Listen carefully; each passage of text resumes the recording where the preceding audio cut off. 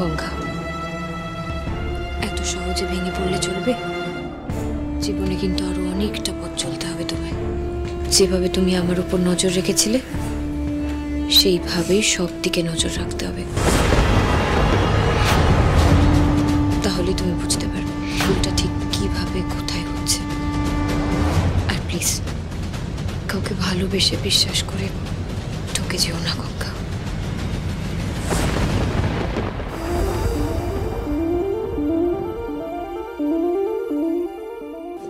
কি বোঝাতে চাইলেন? কার উপর নজর রাখতে বললেন উনি? বলো কি? শোন না, বলছি বনির সাথে তোর কথা হয়েছে? মানে জানালো কোথায় আছে, কোনো খবর পেয়েছে কিনা? না, আমি ফোন করতে পারিনি। তারা আমি তাহলে ফোন করছি। এখানে সিসিটিভি না থাকা এটা সুযোগ নিয়ে এখানেই কোনো একটা গন্ডগোলের কাজ করা হয়েছে, আর সেটা আমাদেরকে আজই খুঁজে বের করতে হবে ফার্স্ট। তোমরা ওদিকে যাও আর তুমি ওদিকটা গিয়ে দেখো। Okay madam.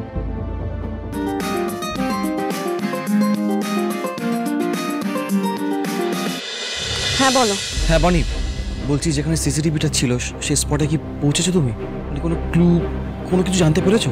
না কোনো। আমরা যে জায়গাটা এসেছি সেই জায়গাটা ফাঁকা, কাউকে দেখতেও পাচ্ছি না যে জিজ্ঞেস করবো। আমি জানি না, আমি চেষ্টা করছি, কোনো ক্লু পেলে আমি তোমাদেরকে নিশ্চয়ই জানাবো। আর শোনো, আমি এই দিকের কাজ মিটিয়ে তবেই ফিরবো, রাত হতে পারে, রাখি। কিন্তু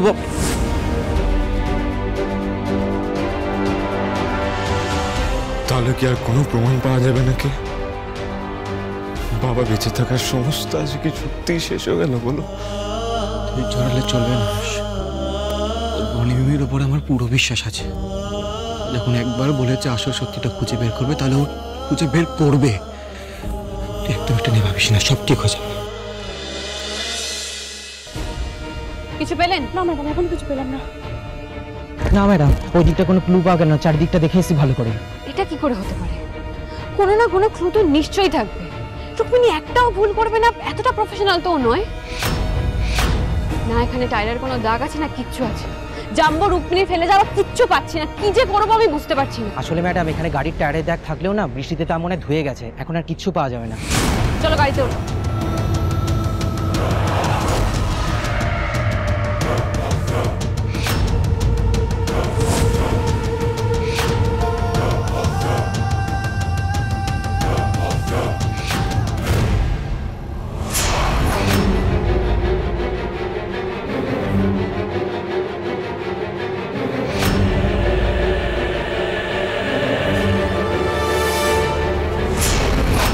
কে তুই? বল। তোর সাহস তো কম না? দেখছিস পুলিশের গাড়ি দাঁড়িয়ে আছে আর পুলিশের লোকজন সব দাঁড়িয়ে আছে, আর তুই এখানে বসে নেশা করছিস। আমি তো ডেলি এখানে এসে নেশা করি স্যার, আপনারা তো ডেলি আসেন না। আজ আপনারা আসবেন আমি কি করে বুঝবো স্যার? এখানে মুখে কথা। তোকে কটা প্রশ্ন জিজ্ঞেস করবো, ঠিক ঠিক উত্তর দিবি। কয়েকদিন ধরে এখানে সন্দেহজনক কাউকে দেখেছিস, বা এমন কোনো ঘটনা ঘটেছে যেটা সন্দেহজনক? সন্দেহ? না ম্যাডাম, আমি কাউকে সন্দেহ করি না। এখানে আসি, নেশা করি, ঘুমিয়ে পড়ি। ঠিক করে হবে বল। কোনো সন্দেহজনক কাউকে দেখেছিস? কোনো মানুষ বা কোনো গাড়ি? গাড়ি? হ্যাঁ ম্যাডাম, একটা গাড়ি এসেছিল এখানে। কজন ছিল? কিরকম দেখতে ছিল গাড়িটা? ম্যাডাম একটু যদি মদ খাওয়ার টাকা দিতেন ম্যাডাম। নেশা করে না? পুলিশের কাছ থেকে নেশা করার টাকা নিয়ে নেশা করবি? একে থানায় নিয়ে চলো। নেশা করা আমি আজকেই ছোটাবো, নিয়ে যাও থানায়। না না না স্যার, দাঁড়ান বলছি ম্যাডাম, বলছি স্যার। ম্যাডাম সেদিন একটা গাড়ি এসেছিল ওই দিকটায়, ওই গাড়ি থেকে একজন মহিলা নেমেছিল ম্যাডাম। ওর বয়ানটা রেকর্ড করো। গাড়ি নাম্বার মনে আছে তোর? না ম্যাডাম।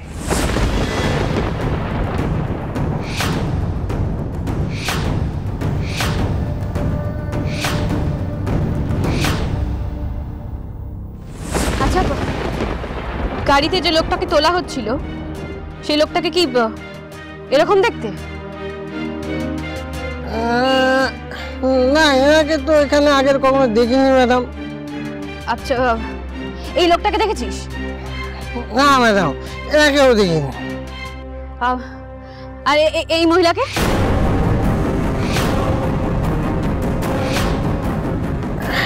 হ্যাঁ ম্যাডাম, এই দিদিমণিকে দেখেছিলাম, আরো কয়েকজন ওনার সাথে ছিলেন ম্যাডাম। এই লোকটার নাম আর ঠিকানা জেনে ছেড়ে দিন, পরে সাক্ষী হিসেবে কাজে লাগবে। Yes ma'am. এই চল চল, আপলামি করছে। এক মুহূর্তের জন্য মনে হয়েছিল রুক্মিণী হয়তো জাম্বুকে অন্য গাড়িতে তুলেছিল, জাম্বু হয়তো বেঁচে আছে, কিন্তু রুক্মিণী এখানে কেন এসেছিল? রুক্মিণী কাকে বা গাড়িতে তুলছিল? আজকের মধ্যেই যেভাবেই হোক এটা আমাকে জানতেই হবে। খড়ি তো বুড়ো বাবা মাকে ফাঁকি দিয়ে একা একা চলে গেল। ঋদ্ধি বাবা, যাকে আমি সন্তান স্নেহে ভালোবেসেছিলাম, নিজের ছেলের জায়গা দিয়েছিলাম, তাকেও তুমি কেড়ে নিলে ঠাকুর। কেন? যদি তুমি সত্যিই থেকে থাকো ঠাকুর, আমার ঋদ্ধি বাবাকে তুমি ফিরিয়ে দাও। মা মরা আয়ুষের কাছ থেকে ওর বাবাকে তুমি কেড়ে নিও না ঠাকুর। শাস্তি দিতে হলে আমাকে দাও, আমাকে তুলে নাও, কিন্তু কিন্তু আমার ঋদ্ধি বাবাকে তুমি। এই নিন বাবা, জলটা খেয়ে নিন, কষ্ট হচ্ছে তো।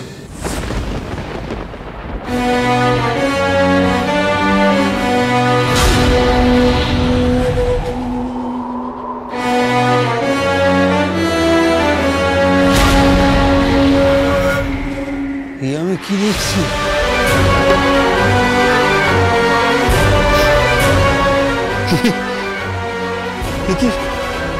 সত্যি সত্যি বাবা, আমি ফিরে এসেছি। ঋদ্ধি, ঋদ্ধি তুমি, ঋদ্ধি তুমি ফিরে এসছো বাবা, তুমি ফিরে এসছো।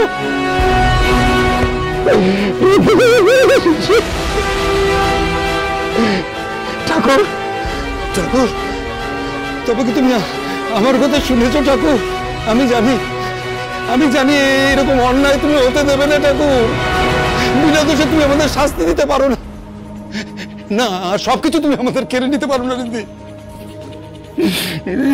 ঋদ্ধি তুমি ফিরে এসছো বাবা।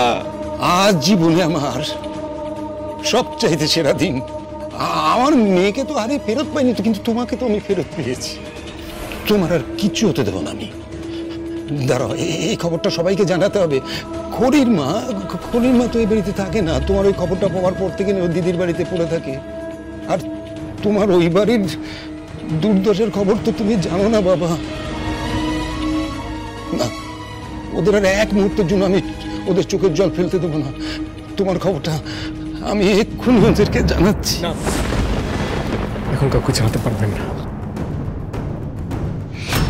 সে কি বাবা, তুমি ফেরত এসছো, সবাই তো তোমার ফেরার অপেক্ষায় রয়েছে। ঋদ্ধি, জানো তো তোমার বলে অন্য একটা দেহ দেখিয়ে পুলিশ বলেছিল এটা তোমার। জানি বাবা, আমি বাড়ি গেছিলাম, বাড়ি থেকে দেখি আমার ছবিতে মালা পরানো, সবাই কষ্ট পাচ্ছে, কান্নাকাটি করছে,